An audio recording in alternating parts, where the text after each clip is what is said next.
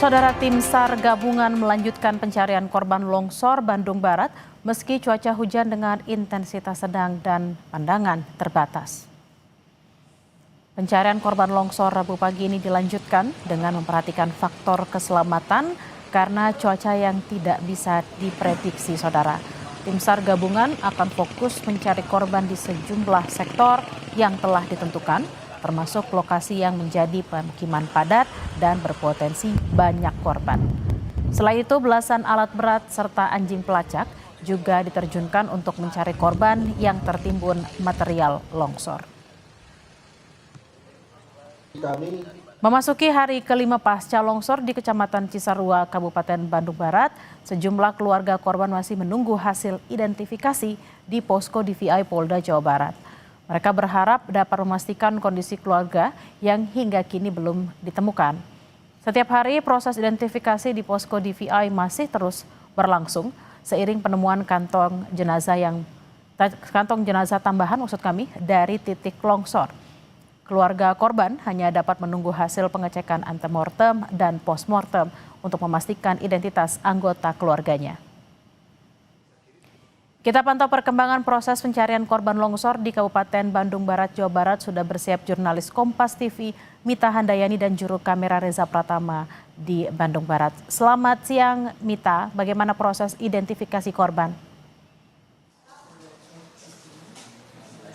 Ya, selamat siang Bella. Saat ini saya sedang berada di DVI Polda Jabar, di mana DVI Polda Jabar ini berlokasi di Pondok Pesantren Darut Tafiz. Tempat ini dijadikan tempat posko untuk pengaduan para keluarga yang merasa kehilangan anggota keluarganya karena tertimbun longsor Cisarua, Kabupaten Bandung Barat, seperti itu.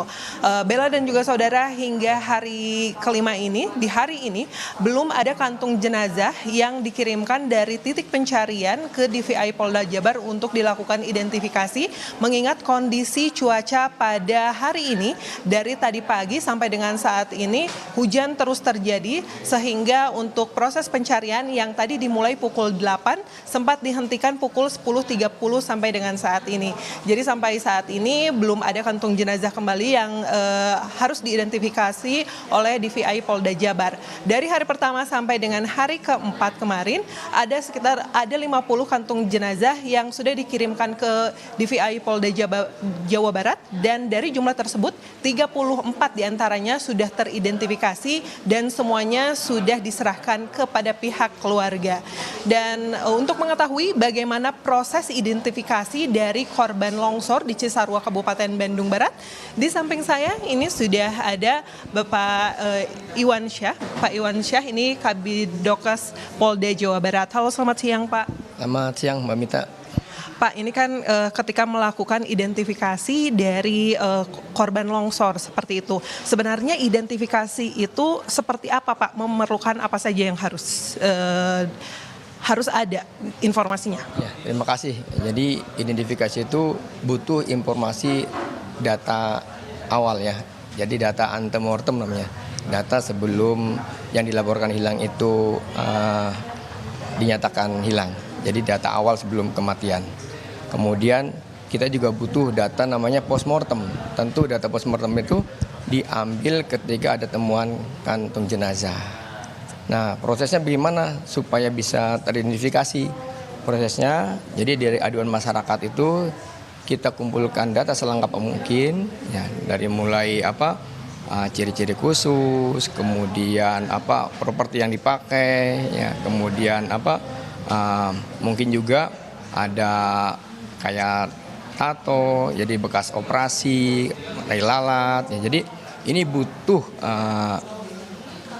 informasi yang lengkap dari masyarakat. Jadi semakin banyak masyarakat yang menyampaikannya atau keluarga yang menyampaikan dengan lengkap, semakin terbantu proses ini di awal dari proses antemortem ini. Oleh karena itu mungkin penting sekali buat masyarakat yang datang adalah keluarga terdekat kalau bisa, yang bisa mengenali betul-betul.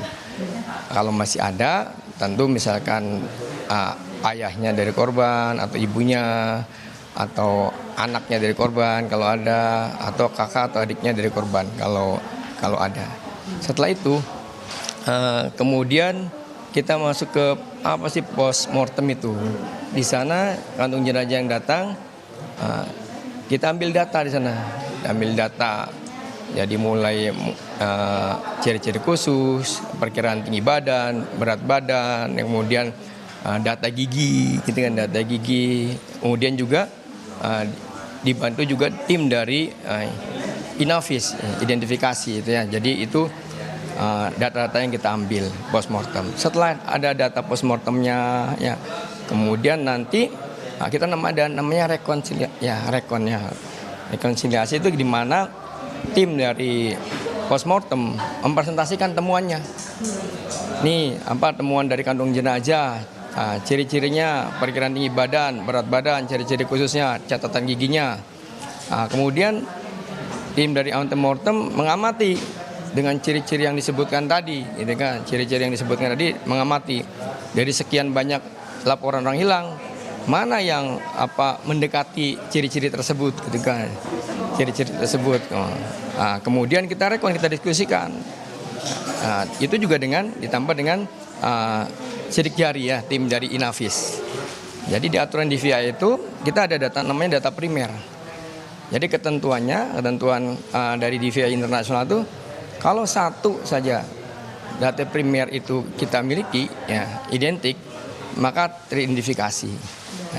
Atau dua data sekunder. Data primer itu apa? Data primer itu adalah sidik jari, catatan gigi, kemudian juga data primer DNA. Itu sehingga kalau salah satu saja itu sudah bisa dinyatakan teridentifikasi. Jadi secara ketentuan DVI internasional seperti itu. Pak, lalu apa yang menjadi kendala di dalam proses identifikasi ini, Pak? Apakah informasi dari pihak keluarga harus detail sekali atau seperti apa? Ya, betul Mbak Mita.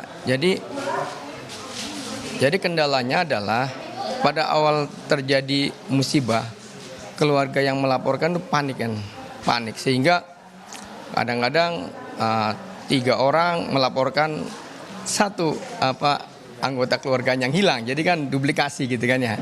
Makanya kita terus update nih data ini, data selain teridentifikasi, data antemortem pun kita update. Kenapa? Tadi dalam suasana panik dia melaporkan si A hilang, kemudian tantenya melaporkan si A hilang. Jadi kesannya ada banyak yang hilang. Makanya kita terus update. Tiap saat kita teliti data antemortem itu. Pertama itu kesulitannya. Yang kedua adalah pada saat datang kan dalam suasana yang duka, dalam rangka cemas, itu pasti informasi yang kita dapatkan sedikit ya. Sehingga terima kasih pada Kompas TV memberi kesempatan kepada tim DVI ini untuk menyampaikan himbauannya. Himbauannya bagi keluarga yang sampai saat ini belum ditemukan keluarganya atau dilaporkan hilang, silakan datanya diupdate lagi dan bila perlu yang mengupdate orang yang terdekatnya tadi. Selain dapat memberikan informasi ciri-ciri khusus, selain itu kita bisa ambil data DNA tadi seperti yang disampaikan. Kalau satu saja itu teridentifikasi. Jadi kalau dengan cara sidik jari belum ketemu, dengan cara catatan gigi belum, tanda-tanda yang khas di tubuh juga sulit ini kita dapatkan ya. Apalagi kalau sudah mungkin 5 hari ke depan. Nah, salah satu caranya dengan DNA. Terus DNA bagaimana supaya terbantu yang kekerabatannya paling dekat tadi? Maka datang ke sini ke tim pos antemortem. Keluarga selain memberikan keterangan lebih lengkap lagi, yaitu dengan kita supaya bisa mengambil pembanding lewat DNA-nya. Pak, lalu kan ini sekarang sudah memasuki hari kelima seperti itu. Nah, tadi kan Bapak sempat menyinggung bahwa sudah seiring berjalannya waktu juga mungkin untuk bagian tubuh ada yang sudah mulai rusak seperti itu, terutama sidik jari. Lalu apa sih yang menjadi kesulitan Pak di hari kelima ini Pak? Sampai saat ini sebetulnya data yang terkumpul yang terkumpul masih kurang lengkap itu ya. Kalau sampai hari kelima kemarin ya alhamdulillah masih mungkin jenazah relatif utuh ya. Tapi mungkin biasanya sudah lewat hari kelima ini sudah terjadi pembusukan ya, kemudian pasti jenazah yang datang itu sudah tidak utuh lagi. Hal ini mungkin akan jadi ya kendala mungkin ya, atau tantangan yang harus bisa kita lalui. Baik Pak Iwansyah, terima kasih sudah berbincang dengan kami, sudah menjelaskan bagaimana proses identifikasi dari para korban longsor yang ada di Cisarua. Yaitu tadi Bella informasi dari Pak Iwansyah, Kabidokes Polda Jabar, nanti tadi diinformasikan bahwa memang untuk keluarga yang merasa masih memerlukan, masih perlu memberikan informasi lebih lanjut, juga diperkenankan untuk datang kembali dengan memberikan informasi detail yang lainnya agar para korban ini segera dapat teridentifikasi. Bella. Baik, terima kasih atas laporan Anda, jurnalis Kompas TV, Mita Handayani dan Reza Pratama dari Posko DVI, dan juga selamat bekerja untuk tim DVI Polda Jawa Barat. Selamat bertugas kembali, Mita. Saudara, tim DVI Polda Jabar mengidentifikasi 34 jenazah korban longsor di Pasir Langu, Bandung Barat dari total kantong jenazah yang dievakuasi. Sementara itu, warga korban longsor di pengungsian mengaku trauma kembali ke tempat tinggalnya.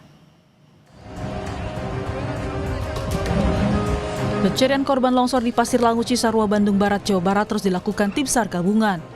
Dalam pencarian di hari keempat Selasa kemarin, tim SAR kembali menemukan 8 jenazah dari 3 sektor berbeda di lokasi pencarian. Jenazah yang ditemukan langsung dibawa ke posko DVI untuk diidentifikasi. Total ada 50 kantong jenazah yang dievakuasi oleh tim SAR gabungan selama 4 hari. Dari 50 kantong jenazah yang berhasil evakuasi hingga Selasa malam, tim DVI Polda Jabar sudah mengidentifikasi 34 korban. 30 diantaranya telah diserahkan kepada keluarga. Pada malam hari ini ada kedatangan 10 kantong jenazah. 10 kantong jenazah ini berarti jumlah total dari kemarin 40 menjadi 50 kantong jenazah. Dan alhamdulillah untuk dari jumlah kantong jenazah ini yang kita sudah lakukan proses postmortem dan antemortem, kita ada penambahan dari 30 menjadi 34. Dan 34 ini yang barusan dirilis oleh Kabidokes. Saat ini ratusan korban longsor di Cisarua, Bandung Barat masih bertahan di pengungsian usai rumah mereka hancur tertimbun material longsor Sabtu dini hari lalu. Warga mengaku trauma kembali ke tempat tinggalnya. Di sisi lain, warga khawatir jika relokasi jauh dari ladang tempat mereka bertani dan beternak.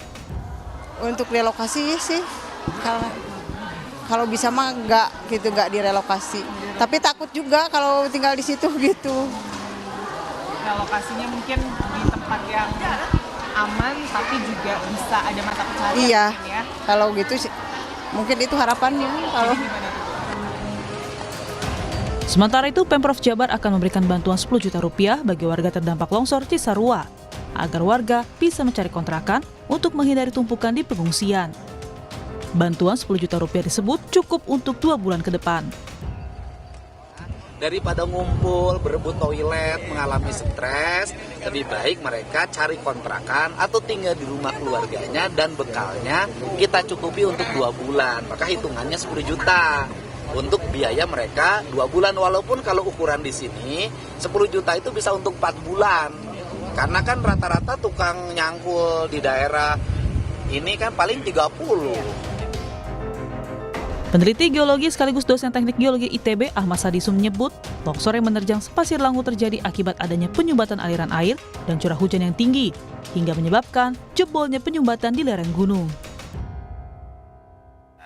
Ada sumbatan dari aliran air yang ada, kemungkinan besar seperti itu ya yang saya analisis saat ini, ya, ditambah oleh curah hujan yang ekstrim saat itu, ya, terjadi jebolah sumbatan itu dan aliran besar, yaitu menuju bagian sisi tentunya mengikuti jalur sungai existing yang ada. Pemkab Bandung Barat telah melakukan pemetaan kawasan yang nantinya dijadikan hunian warga. Untuk relokasi masih menunggu kajian Badan Geologi, sementara lokasi longsor nantinya akan dialihfungsikan menjadi hutan. Tim Liputan, Kompas TV. Informasi usai jeda, Saudara, pedagang daging